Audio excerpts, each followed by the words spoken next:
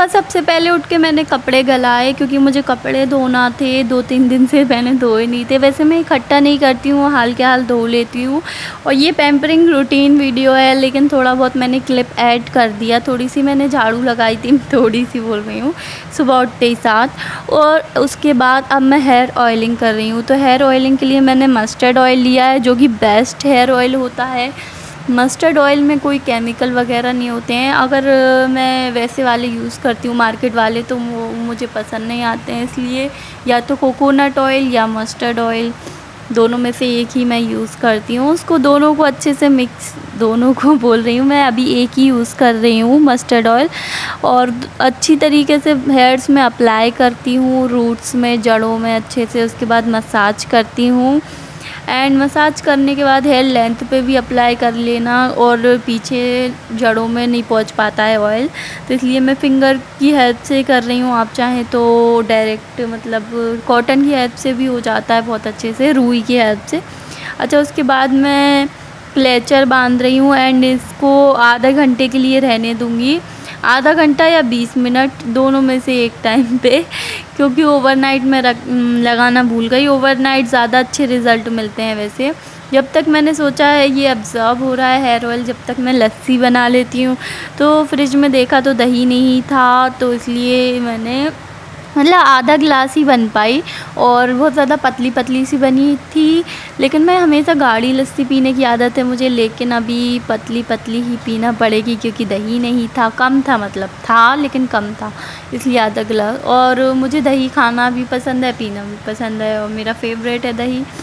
तो यहाँ पे मैं मतलब आधा या घंटा तो रखना चाहिए हेयर ऑयल को। अगर आपका ऑयली स्कैल्प है बहुत ज़्यादा, तो आधा घंटा या 20 मिनट, इससे ज़्यादा मत रखिएगा, क्योंकि ओवरनाइट रखेंगे तो फिर और ज़्यादा ऑयली स्कैल्प हो जाता है, और गर्मियों में तो बहुत ही ज़्यादा। एंड अब मैं चली नहाने, तो मुझे 20 मिनट हो गए थे, मुझसे इससे ज़्यादा वेट नहीं हो रहा था, इसलिए मैंने चली गई नहाने के लिए। कपड़े टांगे पहले, एंड अब मैं हेयर वॉश करूँगी। तो हेयर वॉश करने के लिए सबसे पहले मैंने अपने बालों को गीला किया, एंड बालों को अच्छी तरीके से हम गीला कर लेंगे। और आज मैं यूज़ कर रही हूँ ये डव शोप के सॉरी गाइस, मतलब डव शैम्पू यूज़ कर रही हूँ मैं।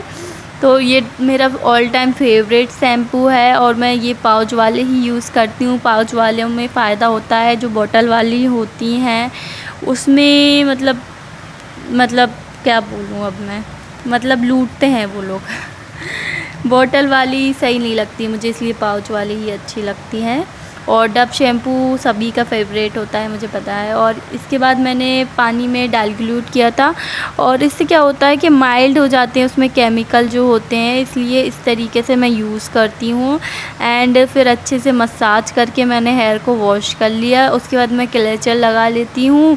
एंड रोज़ तो हम अपने हाथों पैरों की स्क्रबिंग कर नहीं सकते, तो लूफ़ा यूज़ किया कीजिए, इससे स्क्रबिंग टाइप का एक हो जाता है, क्योंकि लूफ़ा में जो वो होते हैं उससे डेड लेयर निकल जाती है स्किन की, तो हाथों पैरों पे अच्छे से स्क्रब टाइप का हो जाता है।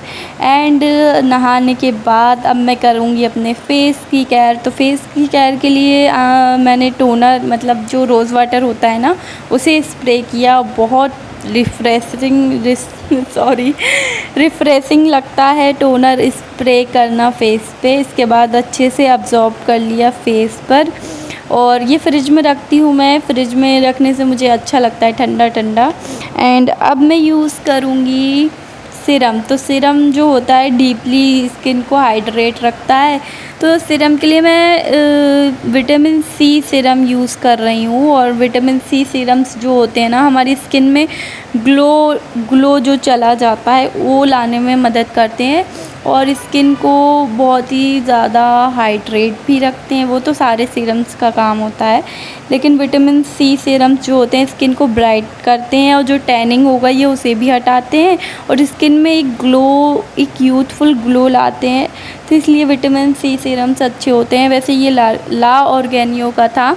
एंड अच्छे से मसाज करके अच्छे से अब्ज़ॉर्ब होने देंगे हम।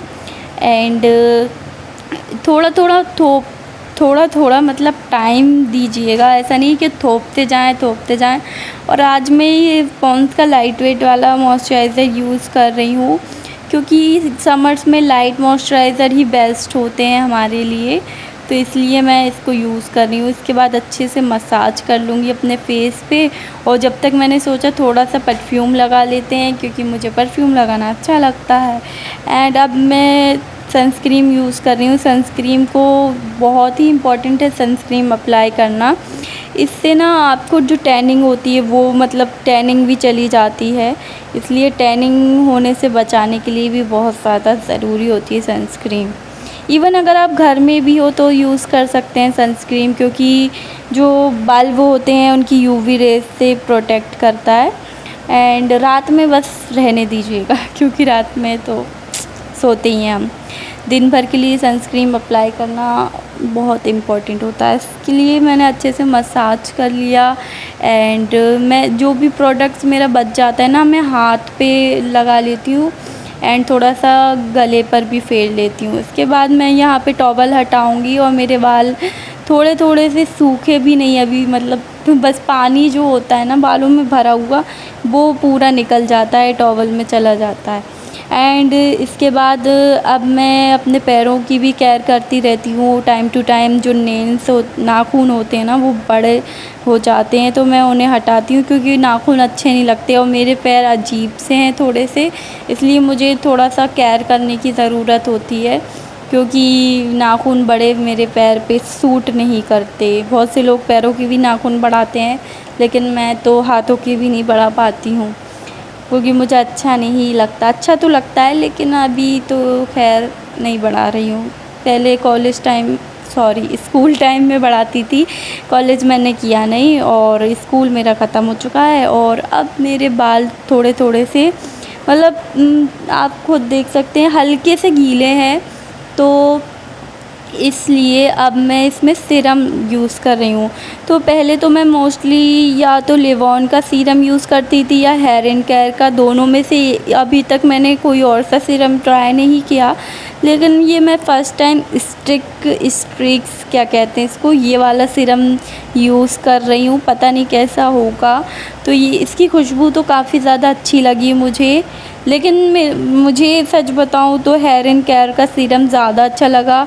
लिवॉन से भी ज़्यादा अच्छा हेयर एंड केयर का सीरम ही लगा मुझे, क्योंकि वो मेरे बालों को एकदम स्ट्रेट टाइप का कर देता है इसलिए। और ये वाला जो स्ट्रिक्स का है ये मैंने फ़र्स्ट टाइम ट्राई किया, ये भी थोड़ा थोड़ा सा ठीक लगा, ज़्यादा अच्छा नहीं लगा।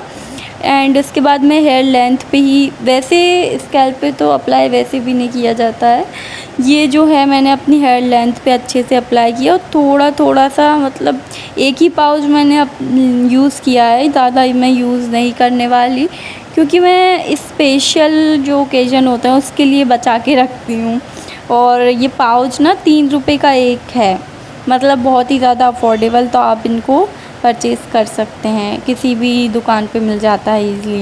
एंड इसके बाद मैंने गीले बालों में ही थोड़ी थोड़ी सी कंघी करी, क्योंकि सीरम अप्लाई किया था, बाल थोड़े ठीक लगे इसलिए।